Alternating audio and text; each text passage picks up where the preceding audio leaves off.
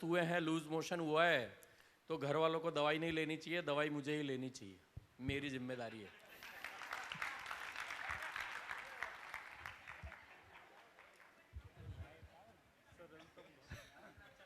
इतनी सी बात थी।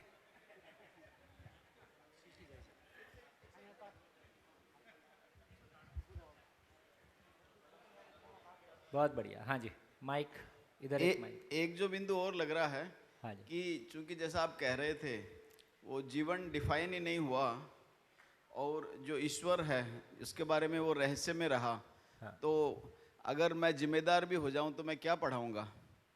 नहीं, अगर मैं जिम्मेदार होऊंगा तो मैं कम से कम समझने के लिए नहीं निकलूंगा। नहीं, जब तक जैसे ये मान लीजिए कि जब तक ये नहीं हुआ था, जो जिम्मेदार भी हुए, अपना जीवन भी लगाया समझने के लिए, तो भी क्या वो मानवीय परंपरा बना पाए? नहीं, ठीक है ना भैया, तो इसको अभी ये कह रहे हैं कि अभी यदि कंटेंट उपलब्ध हुआ है, इसके पहले जो उपलब्ध था उसमें लोगों ने ज़िंदगी लगाई, और कम से कम वहाँ जो ज़िंदगी लगाई उसी का फल है कि आज भी वो धारा हमारे बीच में बह रही है।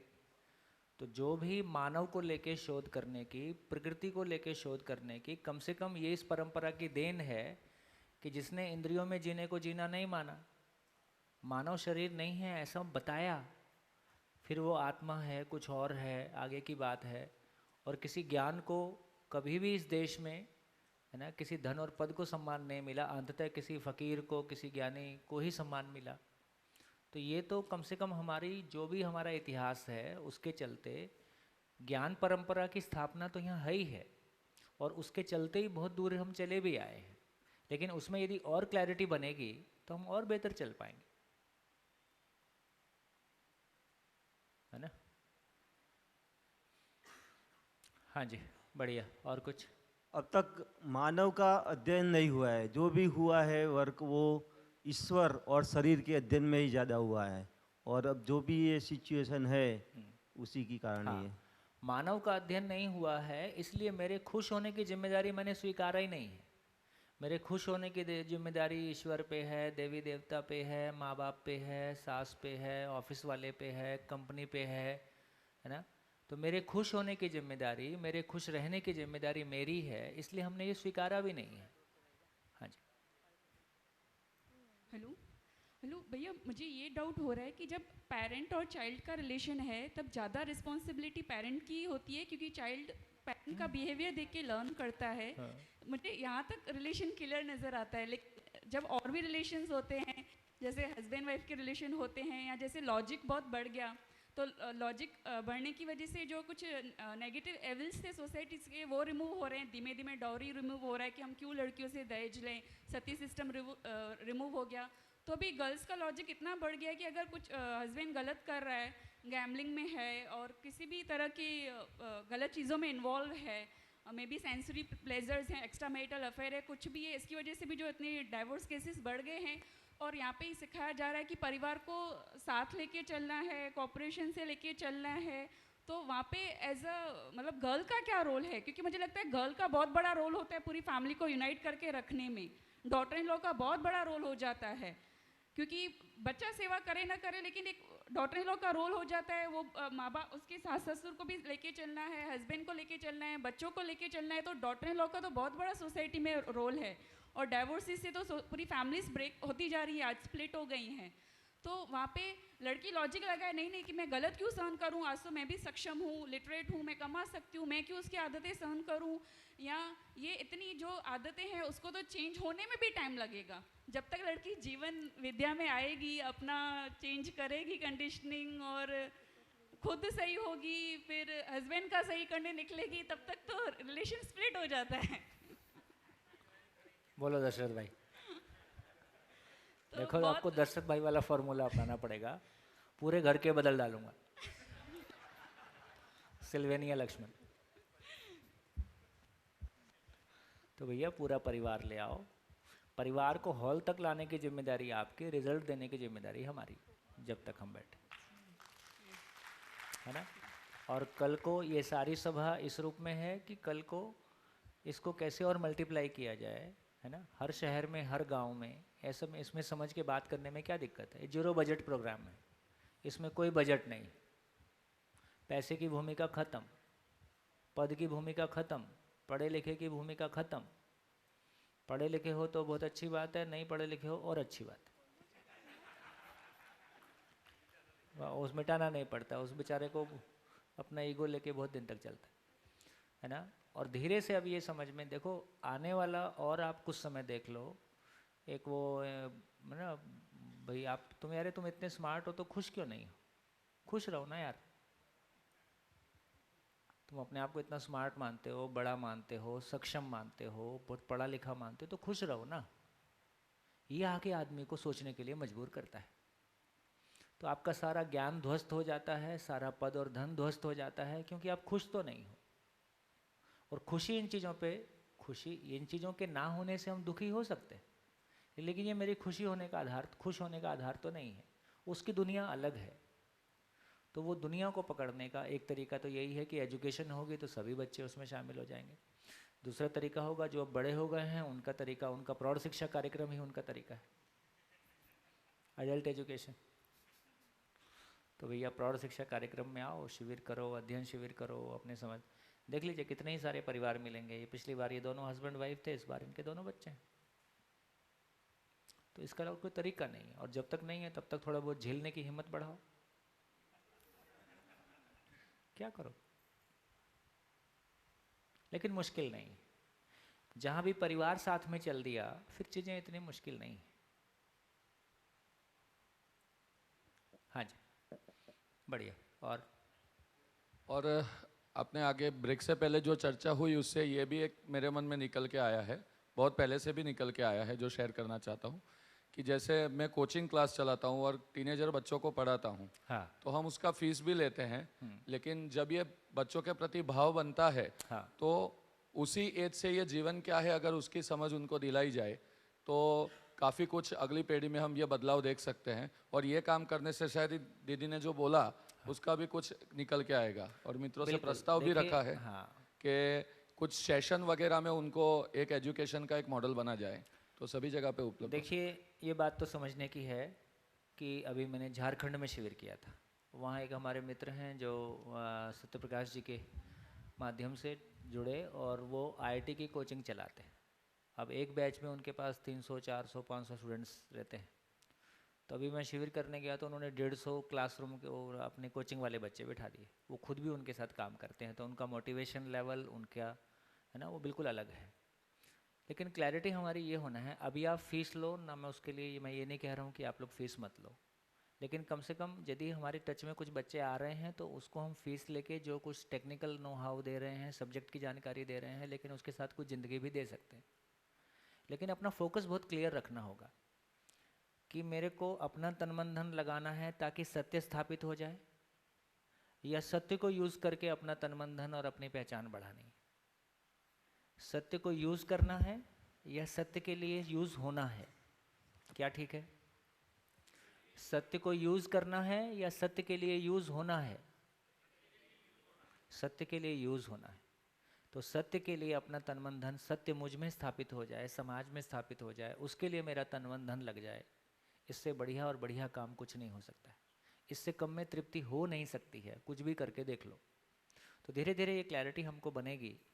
इसमें कोई आदर्शवाद नहीं है, नहीं अब कल से ऐसा नहीं करेंगे, इसलिए पूरे शिविर में कोई चीज़ छोड़ने के लिए नहीं कहा जा रहा है, कोई चीज़ मानने के लिए नहीं कहा जा रहा है, कोई उपदेश नहीं दिया जा रहा है, चाहिए कि कोई भाषा इस्तेमाल नहीं होती है। जहाँ है वहीं से चलेंगे, जो कर रहे हैं करते रहिए। तो पहले समझने का काम करें, विचार का काम करें, व्यवहार का काम करें। धीरे धीरे करने वाले पक्ष पे कोई स्थिति बनेगी। अब बनेगी, 10 साल बाद बनेगी, 20 साल बाद बनेगी, क्या जल्दी है? तो बहुत आराम का काम है। हाँ जी, बढ़िया। और कुछ, और किसी का भाव?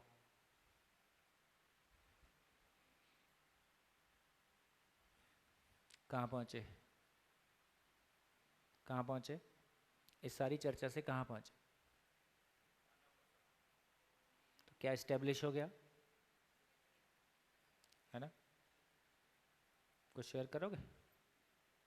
और क्या, आपके वाले रास्ते से मतलब ये भी देखो, जो जिस पे चला है उसकी ऑथेंटिसिटी उस पे कहने की उसके पास है। तो ईश्वर की तलाश में हम निकले, लेकिन इसमें परिवार, इसमें भी बहुत बढ़िया बात कही आदरणीय नागराज जी ने। देखिए मैं फिर से क्लियर कर दूं कि सारे शिविर का इतना ही मतलब है कि इस दर्शन पे लिखी गई बुक्स को पढ़ के समझने का कॉन्फिडेंस हमको आ जाए, क्योंकि जो कुछ मैं कह रहा हूँ वो बहुत थोड़ा सा है ना। 15 बुक्स में इसका पूरा विस्तार से एक्सप्लेनेशन है ना। अभी हापुड़ में यहीं से कुछ लोग जा रहे हैं, 4-5 लोग, जो हर 2 महीने के बाद 8 दिन के लिए जाते हैं। तो जब उस बुक से गुजरते हैं, जैसे जब शिविर से अध्ययन इसमें आते हैं तो लगता है कि अच्छा ये कुछ और खुला। जैसे इन्होंने कहा कि भाई अभी जीने में स्ट्रगल है। जीने में स्ट्रगल का इतना ही मतलब है कि जीने की चाहत तो बन गई है लेकिन जीने की योग्यता नहीं। जिंदा रहने और जीने को हम पहचानने तो लगे हैं, उससे जीना, जिंदा रहना अधूरा है, पर्याप्त नहीं है, ये भी पहचानने लगे हैं। लेकिन जीने की चाहत भी बढ़ गई है, ये भी ठीक हो गया। लेकिन जीने की योग्यता बनने में तो टाइम लगेगा ना। तो जीने की योग्यता बन जाए उसके लिए अध्ययन ही एकमात्र तरीका है। और लगभग 12-15 बुक्स हैं, एक साथ जब करते हैं तो लगभग 6 महीना एक साथ। अभी दिल्ली के हिसाब से हम सोच रहे हैं, क्योंकि 6 महीने के लिए इस गवर्नमेंट के टीचर्स को निकालना, अभी MCD अब दिल्ली में दिल्ली गवर्नमेंट एक चीज़ है और दिल्ली म्यूनसिपल कॉरपोरेशन एक अलग चीज़ है, जो बेसिकली भाजपा के अंडर आती है, और DOE में दूसरी तरह से 2 अलग अलग सत्ताएं हैं। जो भी दिल्ली गवर्नमेंट में काम हुआ है उसका प्रभाव वहाँ तक पहुँचा है। और अभी तीनों MCD, तीन MCD, पहले एक MCD थी, फिर डिवाइड करके 3 कर दिया। अभी तीनों MCD ने, जो दिल्ली गवर्नमेंट में चल रहा है, मेंटरशिप योजना, मतलब टीचर्स में से अच्छे टीचर निकाल के उनको तैयार करने का काम शुरू किया। तो अभी 85 मेंटर्स भेजे, जिसमें से 46 लोग विदाउट TADA, है ना, गवर्नमेंट का टीचर विदाउट TADA 3 महीने के लिए अध्ययन करने के लिए तैयार है। महिलाएं जिनको लगता है कि वो दिल्ली नहीं छोड़ सकती हैं, वो कह रही हैं भैया हम लोग आएंगे, बस हमको इतना परमिशन दे दो, जब जब हमारे घर में ज़रूरत होगी हम रात को चले जाएंगे, सुबह आ जाएंगे। गाड़ी की कमी नहीं है, पैसे की कमी नहीं है, हमको कुछ नहीं चाहिए, गवर्नमेंट से बस ऑन ड्यूटी दिलवा दो। तो मैं ये देखता हूँ कि गवर्नमेंट सिस्टम में जिन लोगों को दबाव से भेजा जाता है ना, उनको शुरू में पता नहीं होता है कि 8 दिन में क्या होने वाला है। जिनको दबाव से भेजा गया है उसमें से भी 85 में से 46, मतलब मोर देन 50% हो गया। मोर देन 50% लोग इस बात के लिए तैयार हैं कि अब TADA भी नहीं चाहिए, ये तो मेरी अपनी ज़िंदगी के लिए, मेरी फैमिली के लिए मेरी ज़रूरत है, आप गवर्नमेंट से बस ऑन ड्यूटी भर दिलवा दो और हम इस बात को पूरा समझेंगे। तो लोग अपने घर के लिए तैयार हैं, लोग अपने बच्चों को मैनेज करने के लिए तैयार हैं। जो किसी दूसरे के कहने से एक दिन घर से ना निकले, वो 3 महीने घर से निकलने के लिए तैयार हैं, इससे ज़्यादा। और बहनों, पुरुष का घर से बाहर निकलना बहुत आसान काम है, महिलाओं का घर से बाहर निकलना आसान काम नहीं है। इसके बावजूद भी जो महिलाओं में कमिटमेंट दिखाई देता है वो भी कम नहीं है। तो इसको देख के और कुछ होगा, जो होगा आगे होगा, लेकिन एक आशा जगती है कि हाँ चीज़ें तो चली गई। तो जो अभी सत्यप्रकाश जी ने कहा कि हाँ व्यवस्था की वजह से या तमाम जो भी कुछ नेगेटिविटी बाहर है, चाहे एजुकेशन ठीक नहीं है, पॉलिटिकल पार्टीज़, जो भी कन्फ्यूजन्स क्रिएट हो रहे हैं, लेकिन सबकी एक ही दवाई है कि हाँ, जिनको हमको लगता है कि हाँ हम समझ सकते हैं और फिर समाज में, अपनी फैमिलीज़ में फैल सकते हैं, धीरे धीरे चीज़ें ठीक हो जाएंगी। चलिए, तो इसलिए इस पूरी बात को विकल्प भी कहा गया है। इसको मैंने दूसरे तरीके से भी कभी रखा था कि एक तरफ हमारे पास विज्ञान है, साइंस एजुकेशन है, दूसरी तरफ धर्म और अध्यात्म की शिक्षा की बात कर रहे हैं। विज्ञान की बात करते हैं तो क्यों परिभाषित नहीं है, कैसे परिभाषित है, क्यों करना है, ये निकल के नहीं आता है ना। इसलिए साइंस में आज भी छोटी क्लासेस में डिबेट होती है कि विज्ञान वरदान है कि अभिशाप है। ऐसा बचपन में हम लोग वो डिबेट करते आ रहे हैं। तो आज भी हम ये तय नहीं कर पा रहे हैं कि विज्ञान को हम क्या करें। मतलब जो बात मैंने पहले भी आप लोगों से शेयर की थी, मेरे को लगता है कि मैं फिर से उस बात को एक बार रीस्टेब्लिश कर दूं, है ना। गुजरात का ही एग्जांपल है, पुलिस एकेडमी गुजरात में एक शिविर हमने किया था, है ना। उसमें पुलिस एकेडमी के हेड ने कहा कि हम बढ़िया ट्रेनिंग देते हैं, लेकिन इस ट्रेनिंग का उपयोग वो समाज की बेहतरी के लिए करेगा कि समाज के पोषण के लिए करेगा कि समाज के शोषण के लिए करेगा, ये हम तय नहीं कर सकते। वही प्रॉब्लम इंजीनियरिंग एजुकेशन का है कि इंजीनियरिंग करने के बाद वो उसका उपयोग समाज के पोषण के लिए करेगा कि शोषण के लिए करेगा, ये तय नहीं कर सकते। वही प्रॉब्लम मेडिकल एजुकेशन का है कि एक डॉक्टर अच्छा, एक टेक्निकली एक डॉक्टर तैयार कर दिया, लेकिन ये डॉक्टर किडनी बेचेगा कि वाकई में समाज का पोषण करेगा, ये हम तय नहीं कर सकते, है ना। ये प्रॉब्लम एक माँ बाप का भी है, वो अपने बच्चे के लिए कितना कुछ भी करे, लेकिन कल को क्या स्थितियाँ होंगी आपस में व्यवहार की, संबंध की, इसका उसको पता नहीं है। तो एक घर की प्रॉब्लम वही है, इंजीनियरिंग एजुकेशन की प्रॉब्लम वही है, पुलिस एकेडमी की प्रॉब्लम वही है, न्यायालय की प्रॉब्लम वही है ना। सब जगह एक ही प्रॉब्लम है। क्या प्रॉब्लम है? क्या प्रॉब्लम है? सब जगह एक ही प्रॉब्लम है, मानसिकता। मानसिकता का कैसे हैंडल करें, है ना।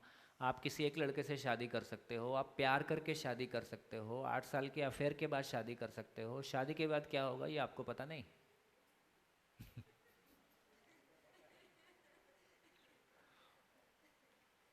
कितनी अनिश्चितता है ना। कितनी बेटियां हैं जिन्होंने ये मान लिया है कि हम शादी नहीं करेंगे।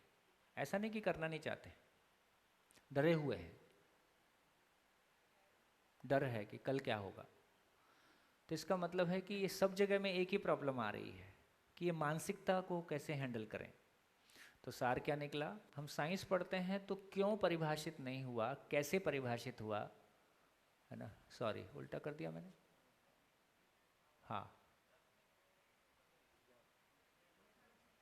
हाँ ठीक है। तो धर्म में क्यों के बारे में, धर्म में हमने बताया कि परमानंद की प्राप्ति लक्ष्य है। ईश्वर प्राप्ति में सुख मिलेगा, परमानंद मिलेगा। क्यों परिभाषित किया, कैसे जो है जनमानस के बीच में स्थापित नहीं हुआ। आपके गली मोहल्ले में इंजीनियर डॉक्टर मिलेंगे, लेकिन कितने लोग उस परम सुख को, या जिसको हम कह रहे हैं कि उस उपलब्धि को पाए हुए मिलेंगे, या उस तरफ कम से कम समाज को ही हमें भरोसा दिला सके कि सभी चल सकते हैं, ऐसा कहना मुश्किल है ना। जब हम कैसे की बात करते हैं तो विज्ञान कैसे को परिभाषित करता है ना। ये मैंने उल्टा कुछ गलत बना दिया, सही है। हाँ, विज्ञान कैसे को परिभाषित करता है ना। विज्ञान में कैसे परिभाषित हुआ, लेकिन क्यों परिभाषित नहीं हुआ। धर्म में क्यों परिभाषित नहीं हुआ। तो इन दोनों में देखें तो दोनों परिभाषित हो जाएं तो उसको बोल रहे हैं कि जिसको हम यहाँ करें कि विकल्प। जब विकल्प, तो दर्शन को विकल्प के रूप में प्रस्तुत किया गया। विकल्प का मतलब है कि ये आदर्शवाद भी नहीं है, ये भौतिकवाद भी नहीं है। मेरे को बहुत पुरानी बात याद है कि मैं गाजियाबाद के किसी स्कूल में शिविर लेने गया। जैसे शिविर लेने गया, ऑफिस में जाके बैठा ही था कि एक सज्जन बैठ के चाय पी रहे थे। उन्होंने हमको भी चाय ऑफर कर दी और धीरे से पूछा कि आप आदर्शवाद पे बात करेंगे कि भौतिकवाद पे। मैं सुनने के लिए तैयार ही नहीं था। वो थोड़ा रजिस्टर हुआ, अच्छा है क्या बोले, तो मैंने उनको बोल दिया कि हम व्यवहारवाद पे बात करेंगे। इसको सुनने के लिए वो तैयार नहीं था।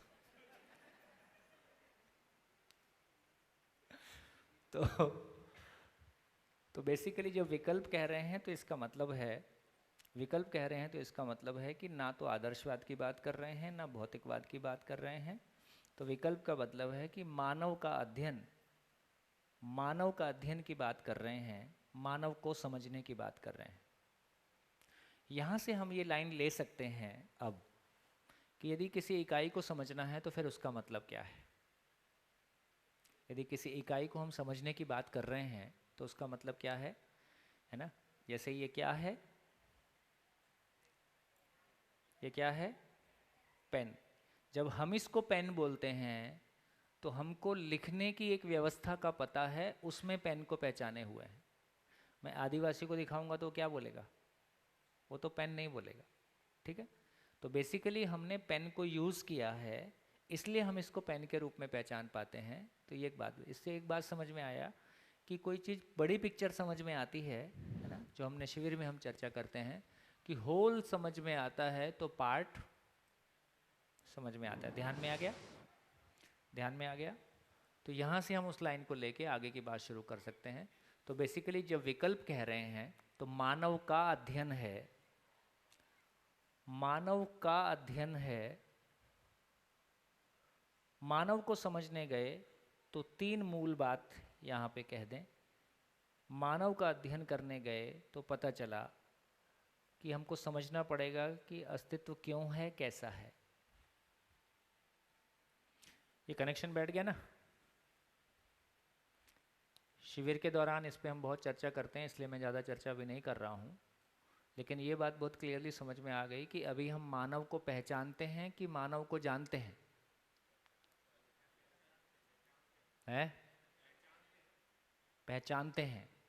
हम मानव को जानते नहीं हैं। मानव को जानते होते तो क्या होता? मानव को जानते होते तो क्या होता? उसकी पहचान क्या होगी? समझ है तो गलती नहीं, गलती है तो समझ नहीं। यदि मानव की समझ होती तो मानव के साथ कैसा जीते? शिकायत के साथ जीते कि शिकायत मुक्त होकर जीते? तो मानव के साथ जीने में शिकायत है, खुद के साथ शिकायत है, इसका मतलब मानव की समझ नहीं है। तो इसका मतलब है, ये कह रहे हैं कि यदि मानव की, अभी हम मानव को पहचानते हैं, और किस लिए पहचानते हैं? तो बेसिकली अपने शरीर की भौतिक आवश्यकताओं के लिए, और अभी जो हमारी भावनात्मक आवश्यकताएं हैं वो भी शरीर से ही जुड़ी हुई हैं। ऐसा ध्यान में आता है कि नहीं? अभी जिनको हम भावनात्मक आवश्यकताएं बोल रहे हैं वो शरीर से ही जुड़ा हुआ संसार है। मेरा बेटा, मैं तो मजाक करता था, अभी कल ही पेपर में पढ़ा, वो किसी को वो बच्चा हुआ था और नर्स ने बदल दिया। ये कल पढ़ रहा था कहीं, है ना। वो लड़का हुआ था और उसको लड़की दे दिया। 4 दिन बाद बोलते हैं नहीं नहीं तुम्हारी लड़की नहीं थी, तुम्हारा तो लड़का था, ये वाला ले लो, है ना।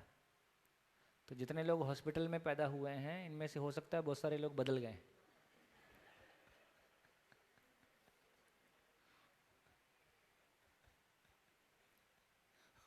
सोच रहे हैं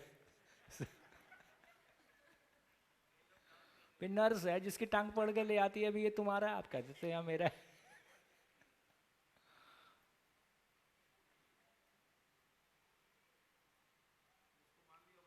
जिसको मान लिया वही मेरा, है ना। क्या बात हो रही थी? है ना। तो बेसिकली हम ये चर्चा कर रहे थे कि यदि अब ये क्लैरिटी हमारी बन गई कि मानव के बारे में चर्चा करने यदि हम जा रहे हैं तो हमारी ये क्लैरिटी बन गई। इधर ले लेता हूँ, चलो उधर मिटा देंगे।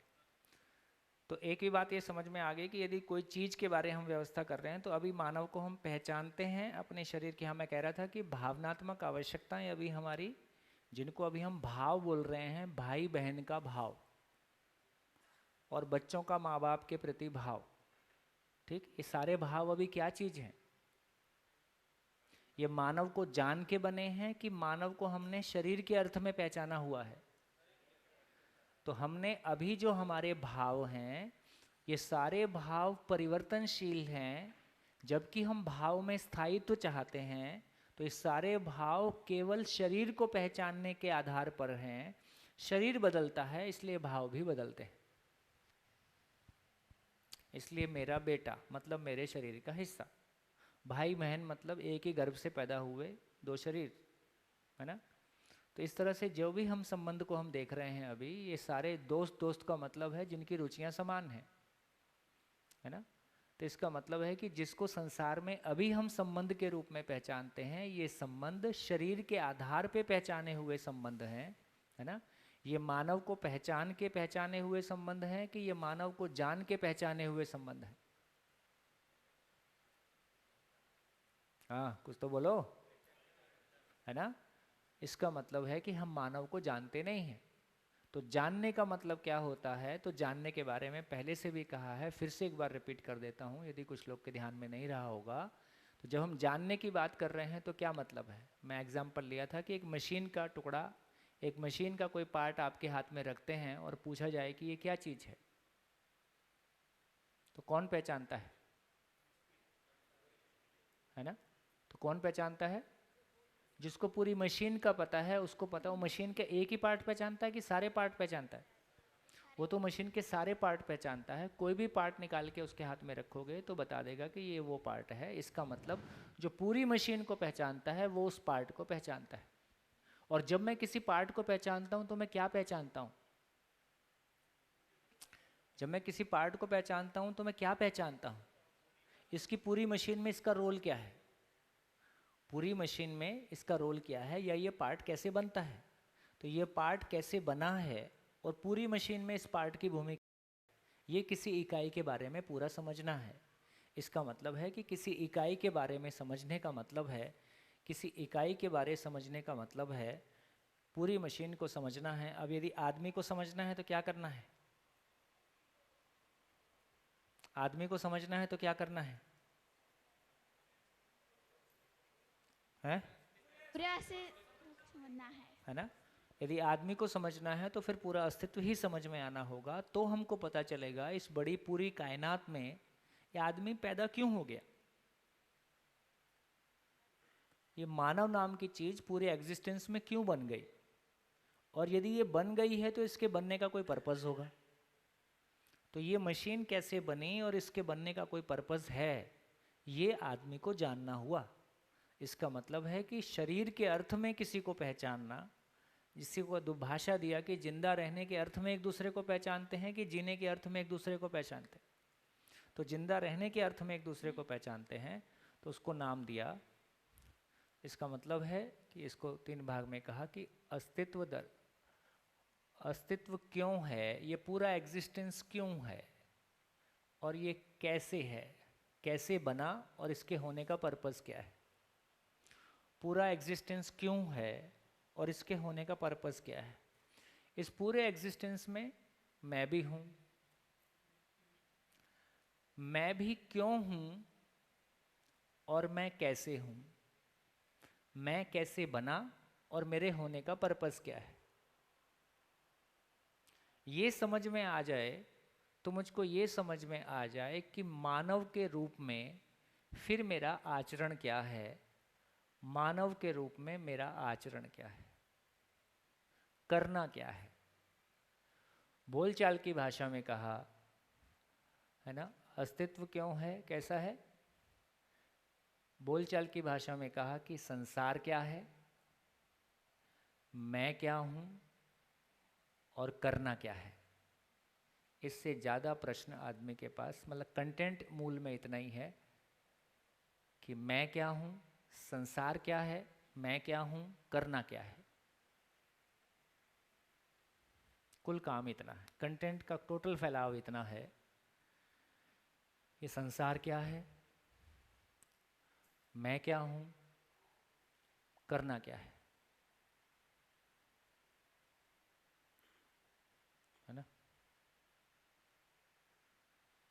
बढ़िया। इसी को बोला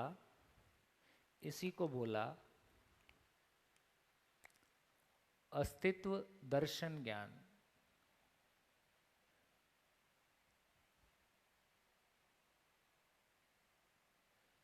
इसको बोला जीवन ज्ञान। इसको बोला मानवीयतापूर्ण आचरण ज्ञान। मानवीयतापूर्ण आचरण ज्ञान। तो ज्ञान को 3 भाग में कहा, पूरे ज्ञान को 3 भाग में कहा। दर्शन ज्ञान, जीवन ज्ञान और मानवीयतापूर्ण आचरण ज्ञान। जब आप बुक्स में जाएंगे तो ये सब भाषा आपको मिलेगी।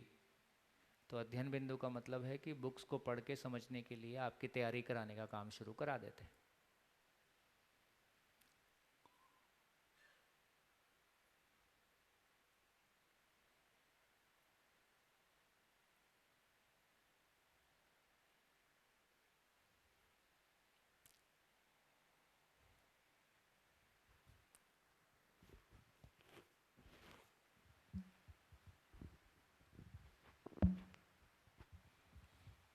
बढ़िया है। माइक माइक माइक दीजिए।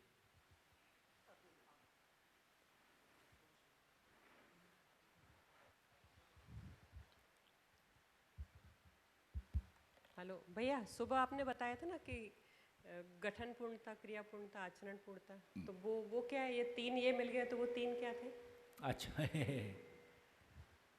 अनुसंधान की जब बात करेंगे, जब गठन पूर्णता, क्रिया पूर्णता, आचरण पूर्णता बोल रहे हैं, जब जीवन को समझने जाएंगे तो पता चला कि जीवन गठन पूर्ण है और जीवन ही क्रियापूर्ण होता है। मतलब ये भ्रम स्थिति है और ये समझदारी की स्थिति है। इसकी क्रिया भी उलझी हुई है। जीवन में जब भ्रम है तो उसकी क्रिया भी स्पष्ट नहीं है। उसको क्यों जीना है, कैसे जीना है पता नहीं है, तो उसकी क्रिया भी उलझी हुई है, तो भ्रम में है। यही जब समझ जाता है तो इसकी क्रिया पूर्ण हो गई। क्रिया पूर्ण होके जैसा जीता है उसका नाम आचरण पूर्णता है। ये आचरण पूर्णता है। तो बेसिकली जब इसको समझने गए तो मैं क्यों हूँ, कैसा हूँ, इसका नाम ये क्रिया पूर्णता, आचरण पूर्णता ऐसा है। करना क्या है, उसमें आचरण पूर्णता के अभिव्यक्ति आ गई। इसको समझने के लिए बड़ी मशीन को समझना पड़ेगा। बड़ी मशीन को समझे बिना ये निकल के आता नहीं है ना। जब तक पूरी मशीन समझ में नहीं आए तब तक मेरे होने का पर्पस क्या है। देखिए ये बहुत पावरफुल है कि एक बार हमको समझ में आ जाए कि अस्तित्व में व्यवस्था ही ऐसी है ना। अस्तित्व की बनावट ही ऐसी है, उसकी व्यवस्था ही ऐसी है और वो हमको लॉजिकली एक्सेप्ट हो जाती है। ये पहली स्थिति है। फिर हमारी कोई अनुभूतियाँ उसको छूने लगती हैं। तो मेरे को ये बहुत पावरफुल लगता है कि यदि आदमी मात्र पहचानने के आधार पर इतना जी लिया है ना। जैसे आप देखो, मैं 2 एग्जाम्पल लेता हूँ। हम पानी को जानते हैं कि मानते हैं? हम पानी को पहचानते हैं कि पानी को हम जानते हैं? जोर से बोला करो। पानी को हम पहचानते हैं। लेकिन पानी को हम पहचानते हैं तो पानी के बारे में कोई गलती नहीं कर रहे हैं। लेकिन हम संबंध को पहचानते हैं कि संबंध को जानते हैं? हम अभी जैसा जी रहे हैं जिंदा रहने के धरातल पे, तो हम संबंध को पहचानते हैं कि संबंध को जानते हैं? पहचाना हुआ है। लेकिन पानी को पहचानते हैं, वहाँ तो गलती नहीं हो रही है। संबंध को पहचानते हैं, वहाँ ठीक नहीं हो रहा है। ऐसा क्यों है? इस बात पे ध्यान जा रहा है? भाई पानी को भी पहचाना है, संबंध को भी पहचाना है, दोनों को जिंदा रहने के धरातल पे ही पहचाना है। लेकिन जब पानी को पहचानते हैं तो वहाँ गलती नहीं हो रही है। लेकिन संबंध को पहचानने जाते हैं तो वहाँ गलती हो रही है। है? है? हाँ, पानी के साथ हमारे संबंध में गलती हो रही है। लेकिन बहुत बढ़िया। कौन एक्सप्लेन करेगा? कितने लोगों को क्वेश्चन क्लियर है? पहले ये देख लो, क्वेश्चन क्लियर है कि नहीं। क्वेश्चन क्लियर है। कितने लोगों को आंसर क्लियर है? 1 2 3 4 5 6 7 8 9 10 11 12 बस। अरे फिर से बोलता हूँ, और अब आपको अपने बाजू वाले को समझाना है, ठीक है। क्वेश्चन फिर से बोलता हूँ। क्वेश्चन ये है कि जिंदा रहने के धरातल पर हम पानी को भी अपने शरीर को जिंदा रहने की आवश्यकता के रूप में पहचानते हैं और संबंध को भी अपना जिंदा रहने की आवश्यकता के रूप में पहचानते हैं। लेकिन पानी के साथ हमारी कल्पना में गलती नहीं हो रही है, कम से कम पहचानने के रूप में। लेकिन संबंध के साथ गलती हो रही है। तो जबकि दोनों को पहचान रहे हैं, क्या फ़र्क है? जो भी कुछ है ना प्रॉब्लम आ रही है, उसको हम कैसे समझें? मेरी समझ में जो आ रहा था कि हाँ जी। पानी को हम पहचानते हैं उपयोगिता के रूप में, तो उपयोग करने में गलती नहीं हो रही है। लेकिन पानी के साथ हमारा जो कुल व्यवहार है, कुल उस वो गलत कहीं ना कहीं हो रहा है, जहाँ जिसे मिसयूज़ कहते हैं हम। उस संबंध में गलत वहाँ भी हो रहा है। पानी के साथ भी पहचानते हैं, फिर भी गलती हो रही है। तो वही पहचान संबंध के साथ है। जानते हैं, उपयोग तक तो ठीक है, पर उपयोग के बाद फिर गलती कर देते हैं। किसी आदमी को अपने काम के लिए उपयोग करना है, किसी से कुछ काम है तो बड़ी विनम्रता के साथ प्रेम पूर्वक उससे मिलते हैं। काम नहीं है तो व्यवहार बदल जाता है। तो ये समझ में आता है कि उपयोगिता के अर्थ में तो पहचान रहे हैं आदमी और पानी दोनों को, लेकिन जहाँ व्यवहारिक संबंध है वहाँ ना तो पानी के साथ निभ पा रहा है ठीक से, ना आदमी के साथ निभ पा लेकिन रहा कभी ये ख्याल थोड़ी आता है कि मतलब पानी के बारे कम से कम हम ये गलती तो नहीं कर रहे हैं कि पानी की जगह कुछ और पीने की बात करें। तो ये क्यों हो रहा है? हाँ, है जो आप में से किसी ने कहा कि इधर कम से कम एक का आचरण निश्चित है, पानी का आचरण निश्चित है, हमारा आचरण निश्चित नहीं है। तो पानी हर बार प्यास बुझाएगा, इसमें कोई शंका नहीं है, पर ये हर बार ये आदमी ऐसा ही रिस्पॉन्ड करेगा, इसमें शंका है। तो पानी के मामले में एक तरफ आचरण की निश्चितता है, इसलिए उसके प्रति यह विश्वास है कि हर बार प्यास लगेगी तो पानी ही पीना है, क्योंकि वो उसके आचरण की महिमा है कि हमारे पहचानने की महिमा है।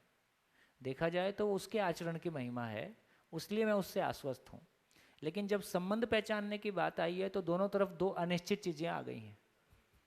कौन कब क्या करेगा ये दोनों को ही पता नहीं है, इसलिए संबंध के मामले में हमारी हालत ज़्यादा खराब है।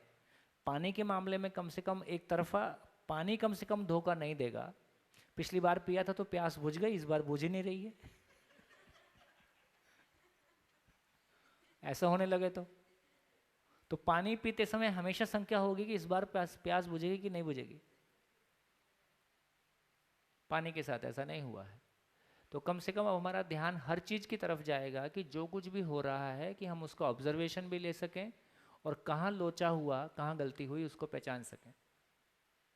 चलिए, तो इस क्रम में हम आगे बढ़ रहे थे।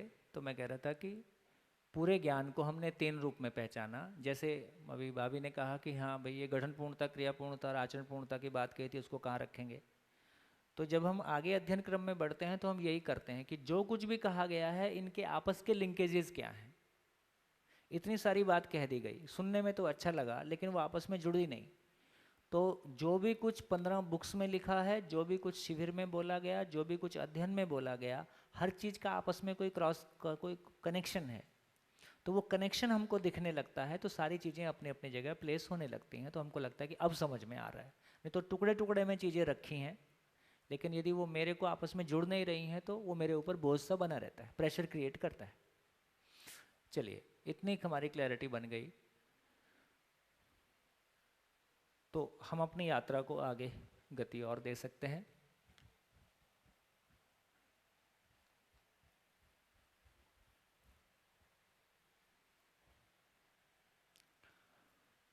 मुझको लगता है कि जो मूल यात्रा हम करना चाह रहे हैं, जो भी पृष्ठभूमि तैयार हो रही है, मैं इसलिए भी थोड़ा सा स्लो चल रहा हूँ। कुछ लोग कल भी आएंगे तो मेरे को बहुत सारा फिर रिपीट करना पड़ेगा, है ना। तो हालांकि अधिकांश लोग हैं और साथ में थोड़ी सी हमारी पृष्ठभूमि ठीक से तैयार हो जाए। तो एक तो मैंने ये कहने की कोशिश की कि आदमी, यदि हम किसी भी चीज़ को समझना है तो पूरे को समझना हमारी ज़रूरत है ना। उसी को मैंने जब शिविरों में आपसे चर्चा किया है तो उसमें उसको मैंने ये भी कहा कि क्यों जीना है बेसिकली मुझसे शुरू होता है ना। जैसे क्यों जीना है ज़्यादा गंभीर प्रश्न है हमारे लिए, अधिकांश लोगों के लिए, या ये सृष्टि किसने बनाई ये ज़्यादा गंभीर है। कौन सा हमारे ज़्यादा नज़दीक है? क्यों जीना है हमारे ज़्यादा नज़दीक।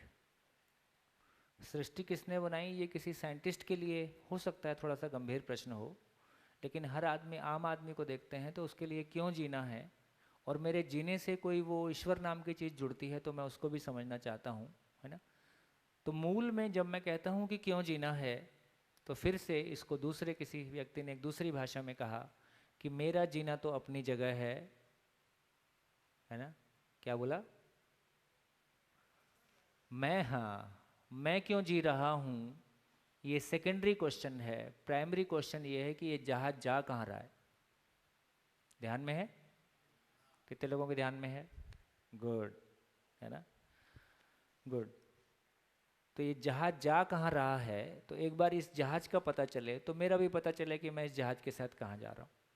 यदि जहाज का नियम समझ में आ जाए कि मैं कितना भी उछल कूद करूँगा, ये जाना उधर ही है, तो फिर मैं उसके साथ ही चल दूँ, क्यों विरोध करूँ, है ना। तो दोस्तों,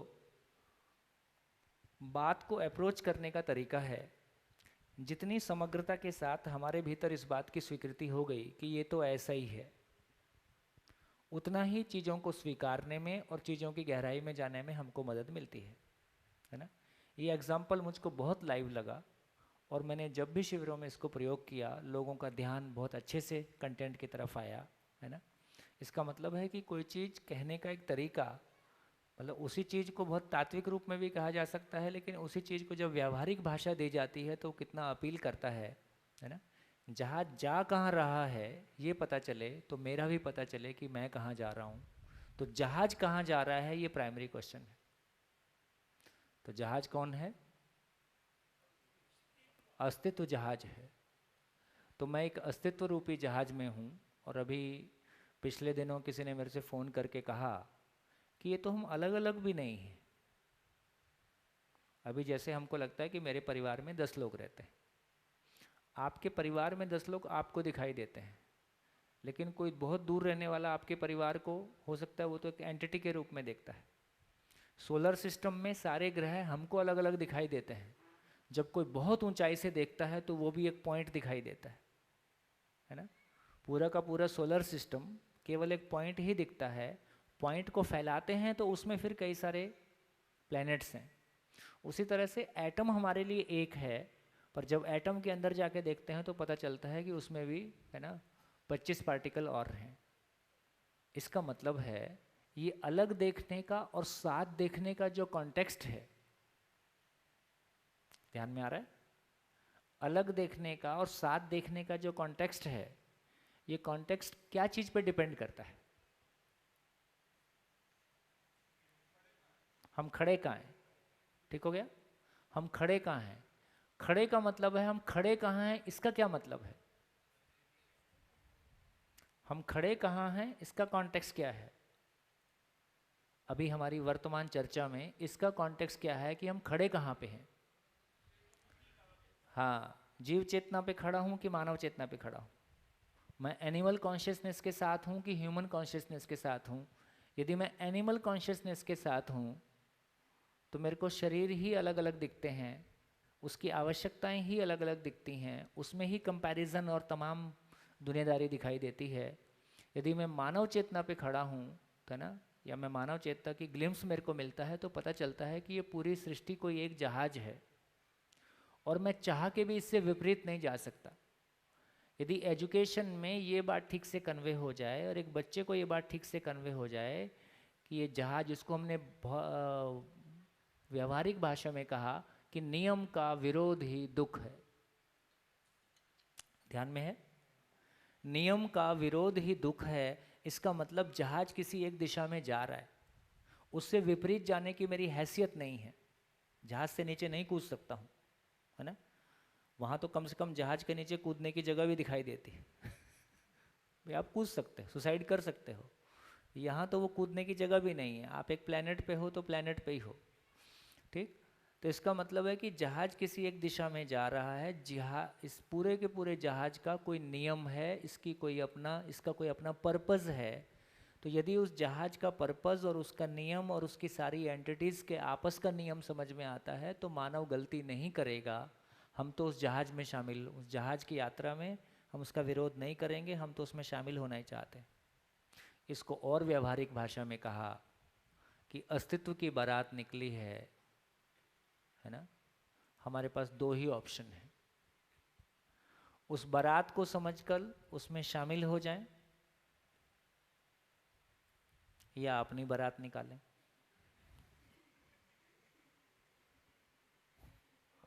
और अपनी बारात निकालने की व्यवस्था नहीं है। जिसने अपनी बारात निकाली है उसका जनाजा ही निकला है। तो अस्तित्व में नियम को विरोध करने की हमारी ताकत नहीं है। तो एक बार ये हमको जहाज, और जहाज क्यों है, जहाज कैसा है, इस पे यदि हमारी क्लैरिटी बन जाए तो वो जो तमाम बातें आप नहीं, हम सबकी हैं, है ना। तो यदि वो क्लैरिटी हमारी बन जाए तो वो संसार हमारा पूरा हो जाए, है ना।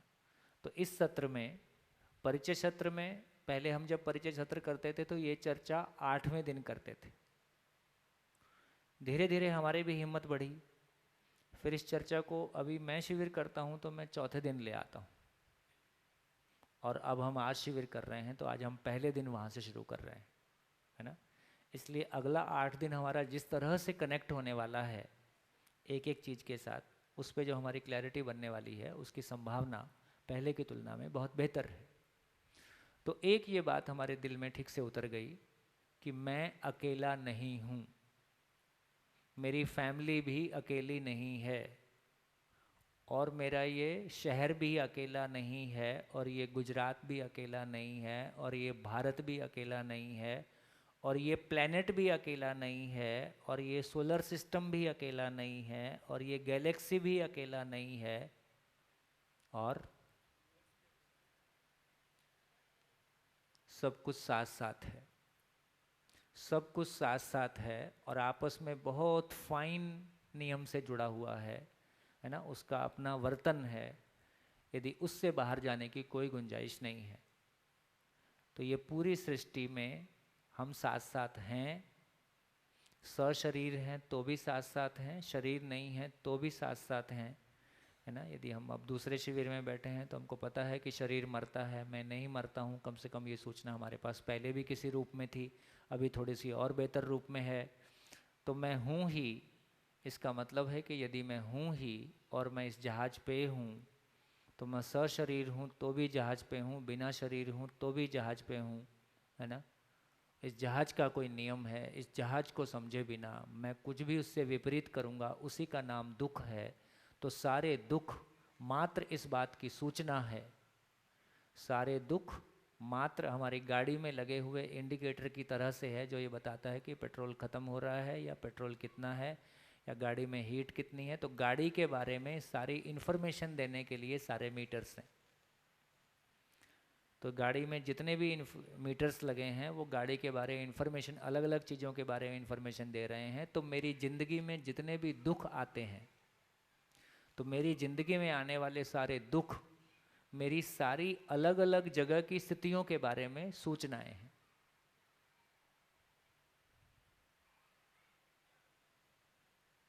कैसा? बढ़िया है सर। ना? इसका मतलब अभी आपने कहा कि नियम का विरोध करने की ताकत नहीं है एग्जिस्टेंस में, है क्योंकि अस्तित्व में सारी इकाइयाँ व्यवस्था में है, और नियम का विरोध ही अव्यवस्था है, वही दुख है, और अव्यवस्था ही दुख है। तो मानव अव्यवस्थित है, और चाहे वो दुख मोल ले रहा है, लेकिन ताकत तो है ना नियम के विरोध करने की। उसको नियम का विरोध किया तभी तो वो दुखी है। ठीक है, तो ताकत तो मतलब उसमें इस सेंस में ठीक है। उसको ये कहा कि मानव में कल्पनाशीलता है, कर्म स्वतंत्रता है। यस। तो कल्पनाशीलता वश वो जैसा चाहे वैसा कर सकता है, लेकिन सुखी नहीं हो सकता है। जबकि सूत्र ये है कि मानव जो कुछ भी करता है किसी सुख की तलाश में करता है। तो मानव बेसिकली दुखी होना नहीं चाहता है, क्योंकि मानव को जहाज की समझ नहीं है, इसलिए जहाज पे रहते हुए वो अपने सुखी होने के लिए कुछ ऐसा करता है जिससे वो खुद भी दुखी होता है और दूसरे भी दुखी होते हैं। तो इस सेंस में कहा कि हम विरोध, प्रकृति का विरोध करके सुखी हो जाएं, ऐसी ताकत मानव में नहीं है। विरोध, नियम का विरोध करके हम सुखी हो जाएं, ये ताकत मानव के पास नहीं है। गलती करने की ताकत मानव के पास है। उसको बोला है कि हर मानव गलती करने का अधिकार लेकर पैदा होता है, सही करने का अवसर और साधन लेकर पैदा होता है। ये ठीक हो गया? तो जब तक समझ नहीं है वो गलती करेगा ही, जब तक समझ नहीं है वो गलती करेगा ही, है ना। ये बात हम स्वीकारते ही हैं। लेकिन मानव गलती करके सुखी हो जाएगा, ऐसी कोई व्यवस्था अस्तित्व में नहीं है, इस सेंस में कहा जा रहा है। बढ़िया हो गया? मानव को अव्यवस्था कराना मानव ने ही सिखाया है। हाँ, जो लोग समझे हुए नहीं थे उन्होंने जिसको सही माना उसको आगे भी बता दिया, उसके पास भी समझ नहीं थी, उसने भी उसमें से कुछ बना लिया। इस तरह से पीढ़ी दर पीढ़ी गलती होकर चली गई। इसलिए शिविर में ये बात बहुत अच्छे से आती है कि हम गलतियों से सीखते हैं या सही का स्वरूप उपलब्ध होता है, इसलिए धीरे धीरे हम उस सही को पा जाते हैं। इस बात पे 1 मिनट, इस बात पे ध्यान गया कि नहीं गया? हम गलतियों से सीखते हैं या सही का स्वरूप उपलब्ध होता है, इसलिए उस सही तक पहुंचने के क्रम में कुछ गलतियां हो जाती हैं, क्योंकि वो गलतियां नहीं हैं, उस सही तक पहुंचने का प्रोसेस है। लेकिन हम गलतियों से नहीं सीखते हैं, इस बात पे हमारी क्लैरिटी बनी है, सभी की बनी है। हम गलतियों से नहीं सीखते हैं।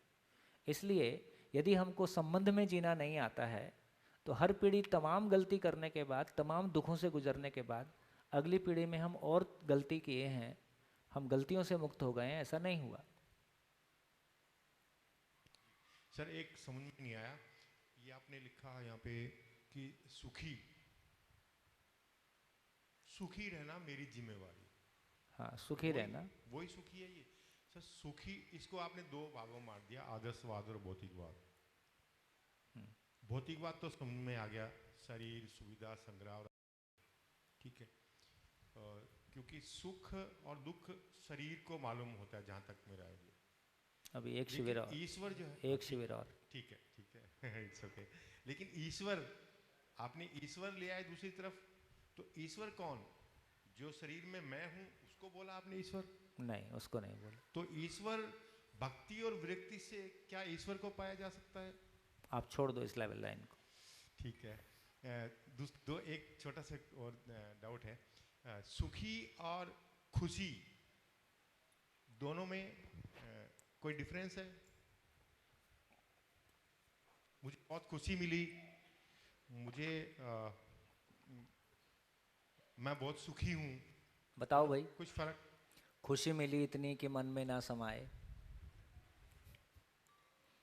एक चीज और, हाँ, स्वयं के प्रति विश्वास, वही सुख हुआ ना?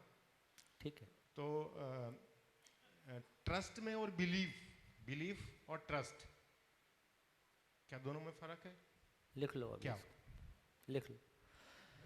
देखिए, ऐसे बहुत सारे प्रश्न मन में उठेंगे ही, उठते ही हैं, तो आप पूछते रहिए। कुछ चीज़ों के लिए मैं बोल दूंगा कि समय आने से आगे चर्चा होगी, क्योंकि अभी उसको छेड़ेंगे तो अभी बेस नहीं बना है।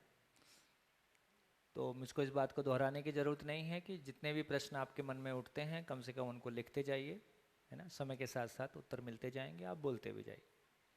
तो कहाँ पहुँचे अभी की चर्चा में? अभी की चर्चा में कहाँ पहुँचे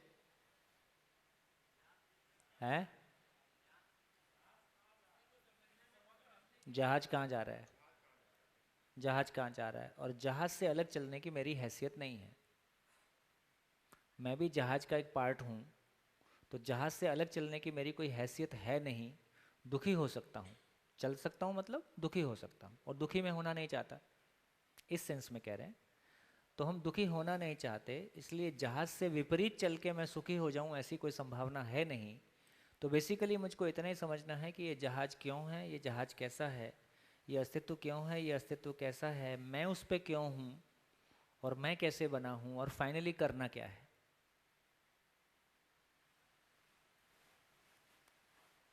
ये काम हो जाए तो फिर बहुत आसान है, और ये मुश्किल नहीं है। देखो, मतलब लगभग मेरा कहना है कि दो बातों में हम अपने ज्ञान की स्थिति को दो भाग में बांट सकते हैं। एक भाग वो है कि कम से कम मैं सामान्य स्थितियों में खुश रह सकूं। दूसरी स्थिति ये है कि मैं असामान्य स्थितियों में भी खुश रह सकूं या प्रभावित ना हूं। तो प्राइमरी टेस्ट अभी इतना ही है कि कम से कम सामान्य परिस्थितियों में सामान्य रह सकूं। सामान्य परिस्थितियां मतलब है कोई आपके पीछे चाकू लेके नहीं भाग रहा है, कोई आपको अपमानित करने के लिए आपके पीछे नहीं पड़ा है, कोई षड्यंत्र बना के आपकी हत्या की योजना नहीं बना रहा है, घर में खाने पीने को भी है, शाम को खाना मिलेगा कि नहीं मिलेगा इस बात की समस्या नहीं है, है ना। इसको मैं कह रहा हूँ कि भाई सामान्य जीना है। तो पहली स्थिति ये है कि सामान्य स्थितियों में हम खुश रह सकें, सामान्य हो सकें। फिर उससे आगे की स्थिति ये है कि असामान्य स्थितियाँ, कोई शरीर का कष्ट ऐसा हो जाए, अभी पता चला डॉक्टर ने बताया कैंसर है, 3 महीने का मामला है। आजकल ये काफ़ी सामान्य हो गया है, पहले काफ़ी असामान्य था। आजकल ये कब किसको सुनने को मिल जाएगा ये पता ही नहीं, लेकिन फिर भी ये असामान्य है क्योंकि हमारी इस तरह की चीज़ों को सुनने की एक्सेप्टेंस अभी नहीं है। तो असामान्य परिस्थितियों को भी हम सामान्य होकर जी सकें, ये एक आगे की बात है, लेकिन कम से कम हम सामान्य परिस्थितियों में सामान्य होकर जी सकें, इसकी आवश्यकता तो है ही है। तो दोस्तों, इस क्रम में हम देखते हैं तो हमको ये ध्यान में आ गया कि अस्तित्व अपने आप में, ये अस्तित्व क्यों है, कैसा है, ये इम्पॉर्टेंट बात है। यदि सही अर्थों में देखें तो अस्तित्व क्यों है, कैसा है, इसके बाद ये दोनों उसमें शामिल हैं कि नहीं शामिल है? ये शामिल ही है। इस वाले में ये दोनों शामिल ही हैं, लेकिन फिर भी अस्तित्व को समझने वाली चीज जीवन है, इसलिए उसको अलग से पहचानने की जरूरत है। समझ के आचरण का स्वरूप क्या होगा ये पहचानने की जरूरत है। तो इसलिए करना क्या है ना, जीना कैसा होगा, तो तीनों चीजें सामने निकल के आ जाएं तो अस्तित्व क्यों है, कैसा है, तो सारी चर्चा हमारी यहाँ से शुरू होती है कि अस्तित्व क्यों है, कैसा है।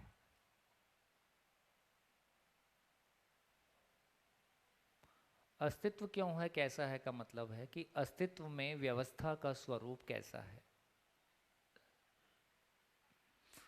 फिर से याद दिलाने की आवश्यकता है तो मैं दिला देता हूँ। हमने चर्चा किया था कि धरती के सभी मानव सुखी होना चाहते हैं, और सुख क्या है, व्यवस्था को समझना। ये समझना अपने आप में कोई सुखदायी काम है, ये समझना अपने आप में कोई सुखदायी काम है ना। और विशेष रूप से जब हम मानव की बात करते हैं तो वो तो हमारे लिए परम सुखदायी काम है। तो बेसिकली हम अस्तित्व में व्यवस्था को समझने की बात कर रहे हैं। तो अस्तित्व में व्यवस्था पे हमारी क्लैरिटी बन जाए तो आगे की बात बन जाए। मैं कुछ बातें अभी शेयर कर देता हूँ, फिर हम इसकी बाकी बात कल करेंगे। तो देखिए, ये बात पिछले शिविर में आई थी, लेकिन मुझको भी पता है, आपको भी पता है कि एक बार में वो पूरी तरह से टिकता नहीं है। इस बार जब हम चर्चा कर रहे हैं तो हम पहले की स्तुतियों में तुलना में बेहतर स्थिति में हैं, ज़्यादा सुनने और समझने की स्थिति में हैं। तो अब जो कुछ आपके सामने आ रहा है उसको एक एक शब्द को, एक एक चीज़ को जो कुछ कहा जाएगा उसको बहुत जिम्मेदारी के साथ में सुन सकें, उसमें बिल्कुल अपनी ऑब्जर्वेशन ले सकें, अपने में उसको जितना फील कर सकते हैं कर सकें, और अपने निष्कर्ष धीरे धीरे हम ले सकें। तो इस रूप में एक एक चीज़ को अब आपस में कनेक्ट कर पाएँ। तो हमको ये समझ में आया कि जब अस्तित्व शब्द कह रहे हैं तो अस्तित्व का मतलब है, अस्ति का मतलब है। तो और शब्द क्या चीज़ के लिए यूज़ हुआ, अब याद में है? कितने लोगों को याद है कि पिछले शिविर में तो शब्द बोला था उसका क्या मतलब था? ईमानदारी से वो लोग हाथ उठा दें जिनको याद नहीं है कि तो शब्द क्या चीज़ के लिए यूज़ हुआ था, हमको याद नहीं है। ठीक हो गया? जबकि आप सबने पिछला शिविर किया था। ठीक, तो एक तो जब भी मैं कुछ भी पूछूं तो बहुत ईमानदारी से उस पर रिस्पॉन्ड करें। ये ईमानदारी आपके समझने के लिए आपकी ज़रूरत है। ठीक हो गया? तो ये अब इस शिविर में हमारा ध्यान इस बात पे जाएगा कि अब जब एक एक शब्द आ रहा है तो मैं कैसे उस पर टिकूं और कैसे वो मेरे भीतर स्थिर हो जाए। तो मेरे को लगता है कि इस शिविर में हम एक लंबी यात्रा तय करेंगे। ठीक, तो शब्द कहाँ कहाँ आता है? महत्व, महत्व, घनत्व, मानवत्व, सत्व, तत्व, व्यक्तित्व, गायत्व, लोहत्व। ठीक हो गया? अब हमारा ध्यान चला गया, शब्दों पे हमारा ध्यान चला गया। तो ये तो शब्द क्या चीज के लिए यूज हुआ? गायत्व, लोहत्व, है ना। तो गाय जो है वो अपने गायपन सहित है। गाय शेर जैसा बिहेव करेगी, है ना, ऐसा नहीं करेगी। लोहा अपने लोहेपन के साथ है, लोहे के गुणधर्म के साथ है, वो हमेशा लोहत्व है। लोहा लोहा इसलिए है कि वो लोहत्व है। लोहा लकड़ी जैसा टूट जाए तो हम क्या बोले? ये दिखने में तो लोहा था पर ये लोहा नहीं है, क्यों? लोहे जैसा बिहेव नहीं कर रहा है। तो लोहा अपने लोहेपन के साथ है, गाय अपने गायपन के साथ है, मानव अपने मानवपन के साथ है, मानवत्व। अभी हम मानव अपने मानवपन के साथ हैं कि कोई और पन के साथ है? जोर से बोलो, जोर से बोलो। औरपन। औरपन क्या है? बोले मत ही पूछो तो ठीक है ना।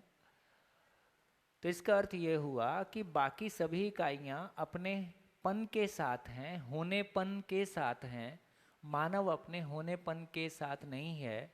इसलिए हमको बाकी चीज़ों पे भरोसा होता है ना। आदमी को आदमी पे भरोसा नहीं होता है, आदमी को खुद पे भरोसा नहीं होता है, क्योंकि उसके भीतर अभी थोड़ी देर में क्या विचार और भाव आएगा ये उसको भी पता नहीं। तो इसका मतलब ये हुआ कि जब हम त्व की बात कर रहे हैं, त्व की बात कर रहे हैं तो उसको बोल रहे हैं। त्व का मतलब है, जैसे इस बढ़िया शब्द है स्वत्व, स्वत्व, स्वत्व। क्या मतलब, सुना है कि नहीं? कितने लोगों ने ये शब्द सुना है? सुना है ना। तो स्वत्व का क्या मतलब हुआ? ये मेरे अधिकार में है, ये मेरा स्वत्व है ना। कोई काम, कोई चीज मेरे अधिकार में है, मैं उसको कर सकता हूं, तो ये मेरा स्वत्व है। तो बेसिकली जो स्व शब्द बोल रहे हैं, तो स्व का मतलब है स्वयं में व्यवस्था।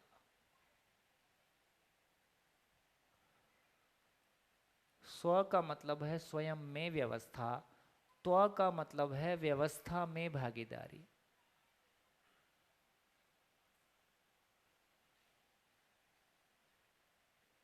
है ना। व्यवस्था में भागीदारी मतलब क्यों? स्वयं में व्यवस्था मतलब कैसे? कोई चीज कैसे है और क्यों है?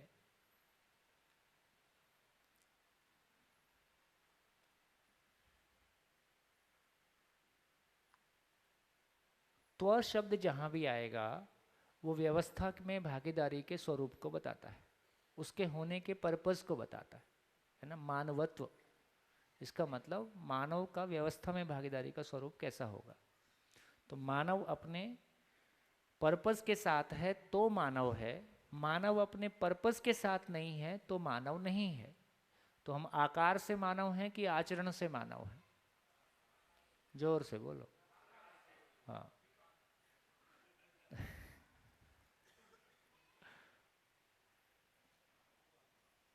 तो हम, इसका अर्थ ये हुआ कि स्वयं में व्यवस्था का मतलब कैसे है और व्यवस्था में भागीदारी का मतलब क्यों है। इसी को कहा स्थिति, इसको कहा गति।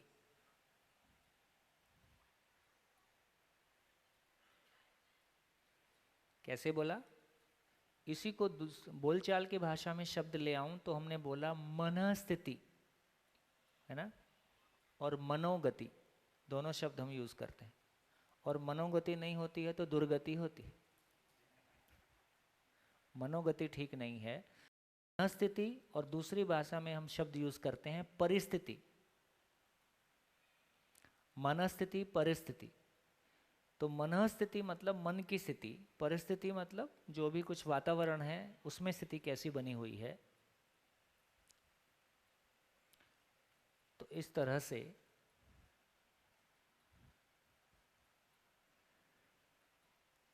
दूसरा हम शब्द यूज करते हैं हाल और चाल। क्या बोलते हैं? क्या बोलते हैं? हाल चाल कैसे है? हाल चाल का मतलब है स्थिति क्या है, मनस्थिति क्या है और बाहर क्या चल रहा है। तो बेसिकली हाल हम स्थिति को इंगित कर रहे हैं। तो इस रूप में देखा जाए, इसी को बोला होना और रहना। ये सारे शब्द एक साथ क्लियर हो जाएं ताकि ये अलग अलग समय पे जब आएंगे तो आपके मन में कन्फ्यूजन नहीं हो कि ये क्या बोल दिया। स्वयं में स्थिति को बोला होना और व्यवस्था में भागीदारी को बोला रहना। जैसे हम एक छत के नीचे साथ साथ रहते हैं कि जीते हैं? तो रहते हैं, यहाँ रहना हो नहीं पा रहा है इसलिए उसको बोल रहे हैं कि जीना। यहाँ रहने का मतलब जीना है ना। इसी को बोला होने और रहने को ही यदि समझा, होना और रहने को ही समझा, तो पदार्थ में बोला कि पदार्थ में होना और रहना दोनों नेचुरल है। पदार्थ में होना और रहना दोनों नेचुरल है। प्राण अवस्था में गए तो होना और रहना दोनों नेचुरल है। जीव अवस्था में गए तो होना और रहना दोनों नेचुरल है। मानव में गए तो होना नेचुरल है।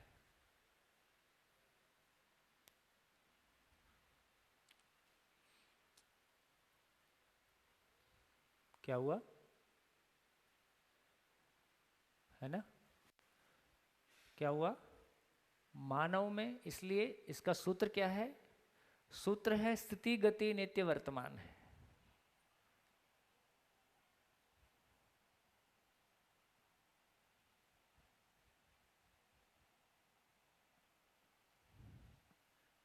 ये सूत्र है, स्थिति गति नित्य वर्तमान है। इसी को बोलचाल की भाषा में बोला, जो जिसके पास है वह उसको बांटेगा ही। एक शब्द में इतना सारा निकलता है। ये सारी चीजें आपको जुड़ी हुई दिखाई दे जाएं तो आपको समझने में दिक्कत नहीं होगी। फिर कहीं से भी कोई शब्द आएगा, हम उसको कनेक्ट कर लेंगे। तो स्थिति गति नित्य वर्तमान है, ये तात्विक भाषा है, ये कारणात्मक भाषा है। जो जिसके पास है वह उसको बांटेगा ही, ये व्यवहारात्मक भाषा, व्यवहार की भाषा है, लेकिन बात एक ही है। इसका अर्थ यह हुआ कि मानव का होना और रहना नेचुरल है। क्या मतलब? मानव के शरीर के बनने में मानव का कोई योगदान नहीं, और जीवन के होने में मानव का कोई योगदान नहीं। दोनों के साथ साथ होने में मानव का कोई योगदान नहीं। यहां तक सब कुछ ठीक ठाक है। प्रॉब्लम कहां से शुरू होती है? मानव की जिंदगी कहां से शुरू होती है? मानव की जिंदगी शुरू होती है कि ये जो शरीर में ताकत है और जो सोचने की ताकत है, इसका करना क्या है। हमारी जिंदगी यहां से शुरू होती है। तो सभी मानव में सोचने समझने की असीम ताकत है। सभी मानव में शरीर में ताकत है। तो सोचने समझने की असीम ताकत का और शरीर की ताकत का करना क्या है? इतना ही काम है। इसका मतलब है यहाँ क्या हो गया? ये प्रॉब्लम हो गई, और इस प्रॉब्लम की वजह से यहाँ भी प्रॉब्लम हो गई, यहाँ भी प्रॉब्लम हो गई, यहाँ भी प्रॉब्लम हो गई, यहाँ भी प्रॉब्लम हो गई। दूसरा प्लेनेट अभी मिला नहीं है। हाँ, खोज रहे हैं, दूसरा मिल जाए तो उसको भी तंग करेंगे। सर, जिस हिसाब से आपने होना और रहना को डिस्क्राइब किया है, उसमें पदार्थ होना और रहना दोनों है, क्योंकि पदार्थ है और रह भी रहा है, अभी खत्म नहीं हुआ है। हाँ। तो सेम चीज प्राण में है, सेम जीव में, सेम मानव में है। मानव जब तक है, जब तक रहना मतलब है अभी तक, अभी खत्म थोड़ा ही हुआ है, खत्म तो नहीं हुआ अभी। एक शिविर और रह रहा है, पर रहना आता नहीं है। ये अलग बात है, रहना नहीं है, यही बात है। रहना तो सही रहना। ओ, हाँ, रहना है, सीखना है। उसमें आपकी कोई भूमिका ही नहीं है। रहना सीखना है मतलब। हाँ, जिसमें भूमिका थी वहां कुछ हो नहीं रहा है। जिसमें आपकी भूमिका थी उसमें कोई प्रॉब्लम नहीं है। शरीर के शरीर होने में आपकी कोई भूमिका नहीं है, जीवन के होने में आपकी कोई भूमिका नहीं है, दोनों के साथ साथ होने में आपकी कोई भूमिका नहीं है, और खा पी के बोलना, भाषा बोल लिया, ये सब कर लिया, इसमें भी आपकी कोई भूमिका नहीं है। अब हो गए तैयार, बोले अब बताओ करना क्या है। बस यही सारा झंझट है। अब बच्चों को तंग कर रहे, पत्नी को तंग कर रहे, समाज में सबको तंग कर रहे, नेचर को तंग कर रहे, है ना। तो सारा झंझट इतना ही है कि हमको नहीं पता है। यदि हमको ये पता हो, इसका मतलब हमको रहना आता नहीं है। इसलिए बोल रहे हैं कि हम एक छत के नीचे साथ साथ रहते हैं कि जीते हैं। तो जी नहीं पा रहे हैं, रहते हैं, जीना चाहते हैं। सही अर्थों में रहना हो जाए तो उसका नाम जीना है। इसलिए मानव में, क्योंकि इन सब में विचार नहीं है, मानव में विचार पक्ष आ जाता है। तो मानव में होना समझ में आ जाए, मानव में होना समझ में आ जाए तो रहना हो जाए, रहना का मतलब विचार पक्ष है, तो रहना हो जाए, रहना हो जाए तो जीना हो जाए। इसलिए जब मानव की बात करते हैं तो उसमें होना, रहना, जीना 3 चीजें आ जाती हैं। मानव के अलावा बाकी की बात करते हैं तो होना रहना पर्याप्त है, क्योंकि उनमें कोई विचार पक्ष नहीं है। बढ़िया। ये जो स्थिति और गति आपने दोनों बताया है, हाँ। तो स्थिति में आपने समझाया कि मन स्थिति और परिस्थिति, इसको ऐसा एक मिनट कंफ्यूज ना करें, इसको ऐसा समझें कि जैसे एक परमाणु अपने आप में व्यवस्था है, दूसरे परमाणु के साथ मिलके मॉलिक्यूल के रूप में व्यक्त होता है, अणु के रूप में व्यक्त होता है।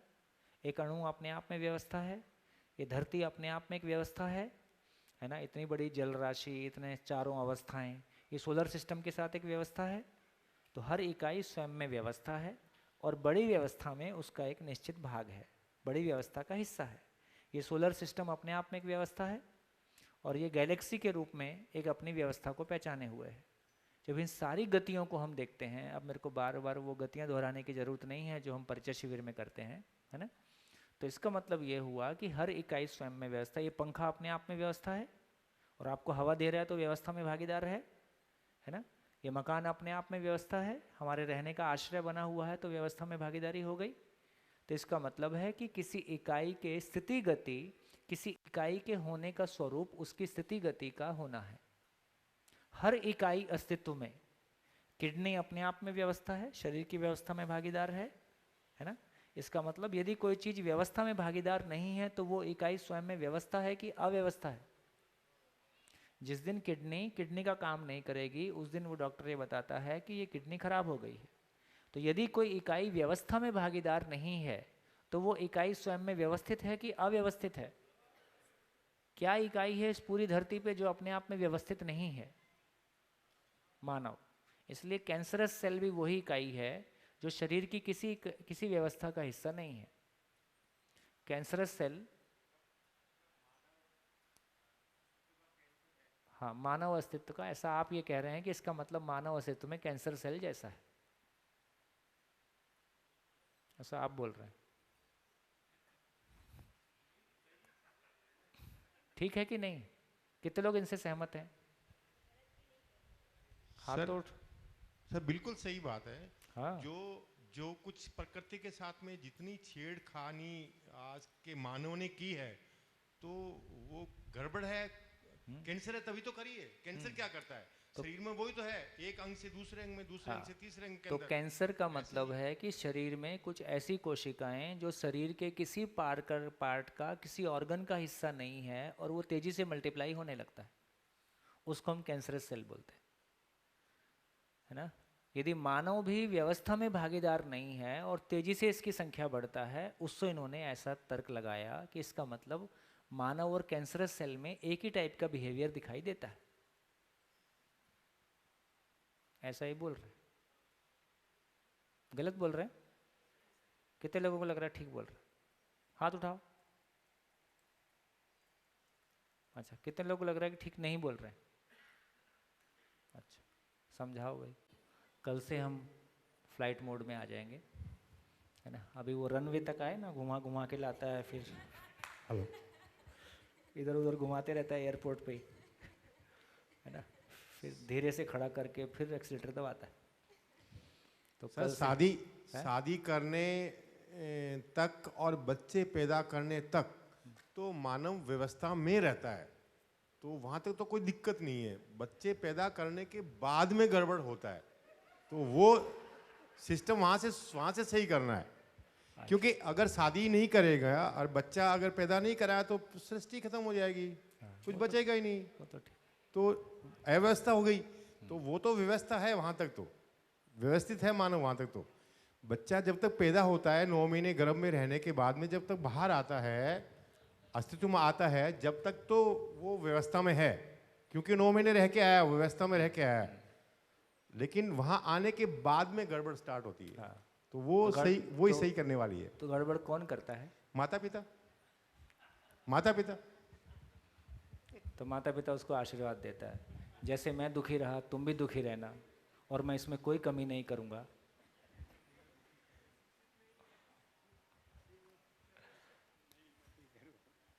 चलो बढ़िया, तो खूब धन्यवाद है। हाँ जी, व्यवस्था पक्ष आ जाइए। एक तो सबके रहने की व्यवस्था वगैरह सब हो गया है, नहीं हुआ होगा तो अभी मिल लेना। रात को 10 बजे किसी को मत ढूंढना, मेरा गद्दा नहीं है, चादर नहीं है ना, अभी बात कर लेना। तो एक ये बात हो गई। दूसरा, कल 8 बजे नाश्ता मिल जाएगा, है ना? तो 8 बजे नाश्ता, सबकी सहमति है कि 9 बजे? 8:30? 8:30, तो 8:30 बजे चलेंगे। 8:30 बजे बढ़िया, आप में से जिसको गाना गाना आता होगा शानदार गाना गाएंगे, ठीक? और 8:30 बजे हम हॉल में आके आगे का काम शुरू कर देंगे। आप लोगों का ग्रुप फॉर्मेशन नहीं हुआ है, ग्रुप फॉर्मेशन कर लें? कल आ जाएं तो नए लोग के साथ कल कर लेंगे, ठीक है? चलो आज एक काम है, आज ठीक है, आज कर लीजिए। मेरे को लगता है कि कल से हम चलने की तैयारी पूरी कर लें, है ना? तो आज थोड़ा सा जितनी चर्चा हुई है अपने पिछले शिविर की चर्चा को ब्रशअप कर लें। जितनी चर्चा आज हमने की है थोड़ा सा अपना माइंडसेट तैयार कर लें।